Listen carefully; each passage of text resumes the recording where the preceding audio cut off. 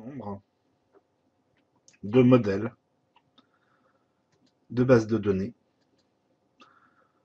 Donc, par exemple, si j'avais à créer une base de données ayant pour but de gérer des événements, j'ai ici la possibilité d'utiliser un modèle. Je vous déconseille cette option. En effet, vous risquez de passer plus de temps à reparamétrer quelque chose qui a été déjà pré-mâché, mais qui ne correspondra pas parfaitement à ce que vous voulez, qu'à le créer de A à Z. De plus, en le créant de A à Z, vous maîtriserez parfaitement l'ensemble de votre base de données, ce qui, à mon avis, est très largement souhaitable.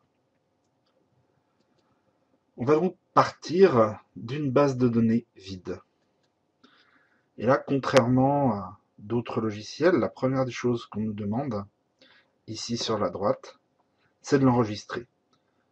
Nous avons donc, via le petit dossier, la possibilité de dire dans quel dossier sur l'ordinateur nous allons ranger ce fichier, cette base de données que nous allons créer, et ici de lui donner un nom. Donc le nom par défaut, base de données 1, ne nous convient pas. Je vais par exemple nommer cette base de données formation. Alors l'extension par défaut d'Access, c'est désormais ACCDB. Nous verrons plus tard, nous avons la possibilité d'enregistrer notre base de données de diverses manières, de telle manière à ce qu'elle puisse être compatible avec d'anciennes versions d'Access, par exemple.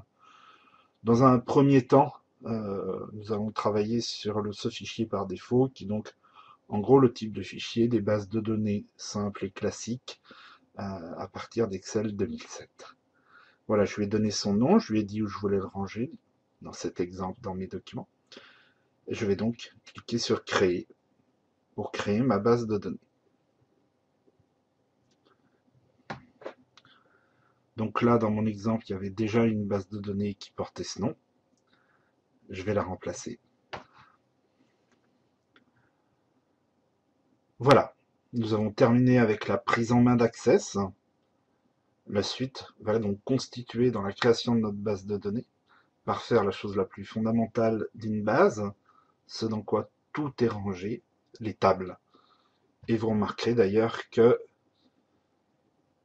Access nous a amené directement sur cette possibilité qu'est de créer une table dans le prochain chapitre donc.